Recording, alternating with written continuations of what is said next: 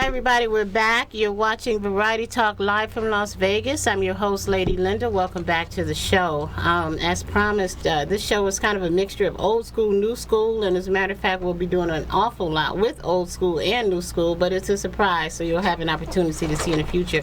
But sitting to my right is the man with the plan, and I'm telling you, I just cannot wait. And first of all, thank you, all of you Facebook fans, for jumping in and clicking that like button on that picture where I was with Byron Stringer, at a very, very special event that we'll have a chance to talk a little bit about later on in the show.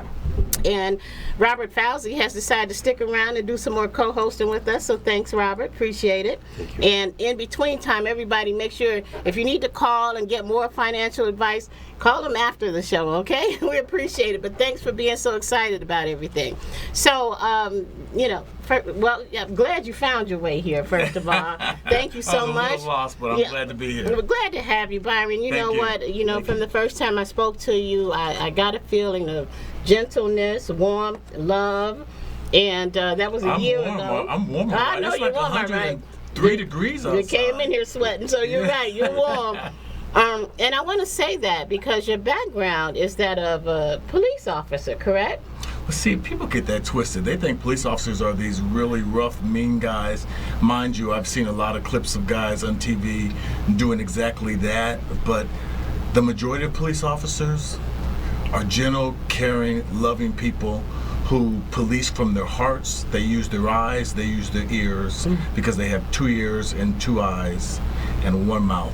And they make a difference in their communities and all across this country. Well, that was a perfect answer. See, that was a perfect segue. And you have to come and join us on our civil show one day. We have a show about the police and the civilians and what's been taking place.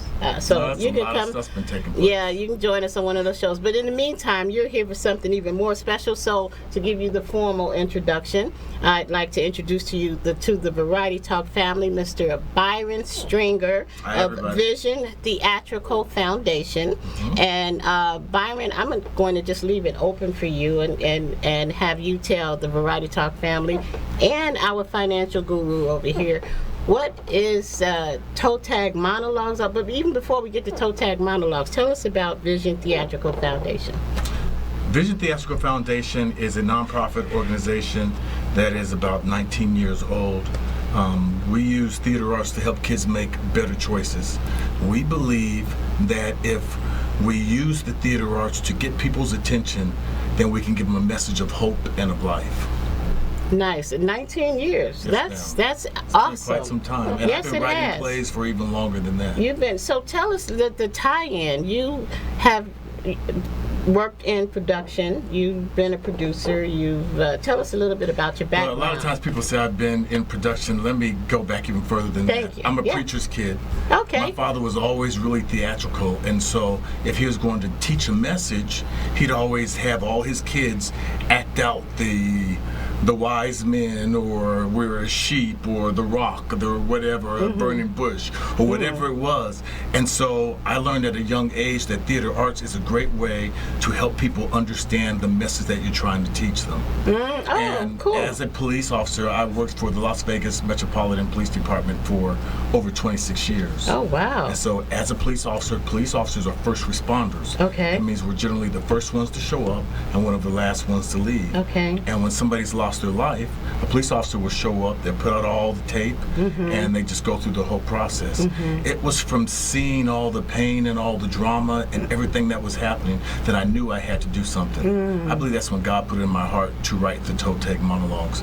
And using the theater arts and using theater and theatrics was all just natural for me. I think I was born with that in me. Well, you had to be. The passion is there, and it shows. Thank you. So, yeah, and a long time with the police department, and believe me, I know some real cops out there, okay? And I don't. So trust me, I've seen both sides, and I've been bullied, okay? I've been bullied. We've all been bullied. So, so there are some that are not as nice and kind as you. I'm sorry, but the truth is the truth. But I'm happy to meet a kind, wonderful person like yourself who is changing the world with what you're doing. Thank you. That's our mission, is to change the world. Yes. Think outside the box and color outside the lines, and make sure that we color the kid's heart with hope and with possibility and dreams. Hope, possibility, and dreams. Now, we are definitely on to something. And Rob, you just jump in, because sometimes I can just,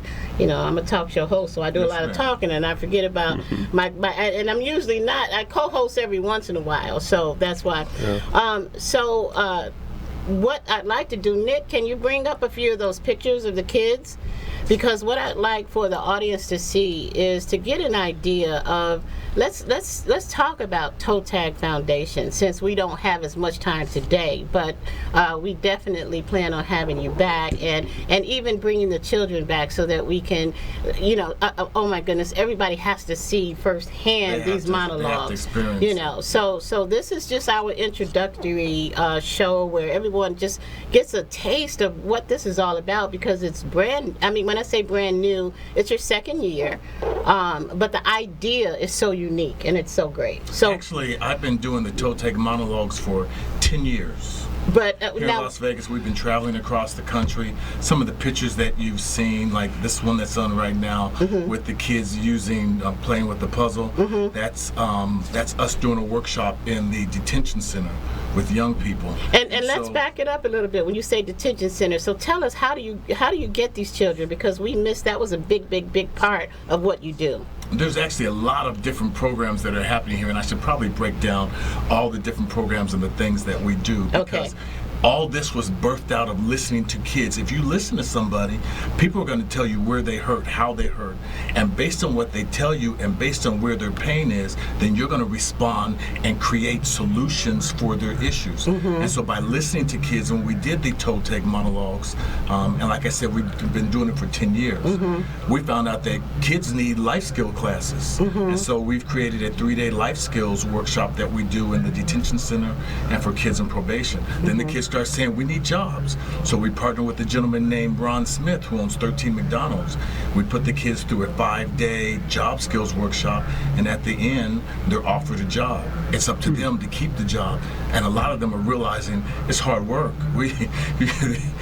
People aren't yelling at me. They're telling me I got to come to work on time and I got to get out some burgers. And I think it's shocking them that that's the real world. We've been trying to tell them for the longest, haven't we? Yeah, well, absolutely. So here's what's so great. 10 years of doing this Toe Tag monologue, and then you partner with Ron Smith. Now they not only have an opportunity to act out everything that's happening inside of them with the Toe Tag monologues, but they get an opportunity to start making their own money. What a great opportunity. That is so. Is the program in progress right now? Yes. So there's the Second Chance Job Skills Workshop. Okay. That's in progress. All right.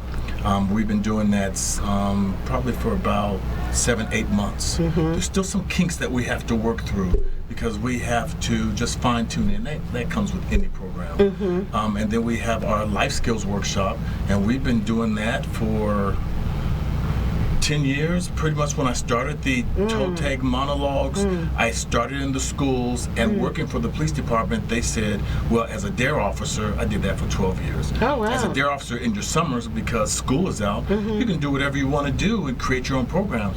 And so myself and Officer Allen went into the detention center, and we started teaching the Toe Tag monologues workshop, and we were just really shooting from the hip. It was more of us listening and us talking and teaching, and after an intensive week of putting it together, I decided to start writing a workshop, and so I created a workshop and a workbook, and it's very powerful. Wow. So just give us a little snippet on that workbook. What is it? What does that involve? What kind of... The workbook is really, and I always tell my partners who do this with me, which is Kim Flowers and Terry Knox, I always tell them that the workbook is there as a tool for us. We don't have to cover every single page, because when we're interacting with kids, you might find that we might have to stay on this page a little longer. And that's what's important. It's the kid. It's not getting everything accomplished. Sometimes in the school district, we get things twisted, and we think that all of our kids have got to get all their scores up. They get their scores up, and if we could just graduate them, that's it. And that's what we want to do. But you really can't do it when they have so much noise going on inside of their heads because they're being molested at home, or there's no food to eat, or there's no power. One kid, there was no power at home, so he charged his cell phone in the laundry room or over at a friend's house. Most of our, there's a great deal of kids, more than what's expected, that are actually homeless.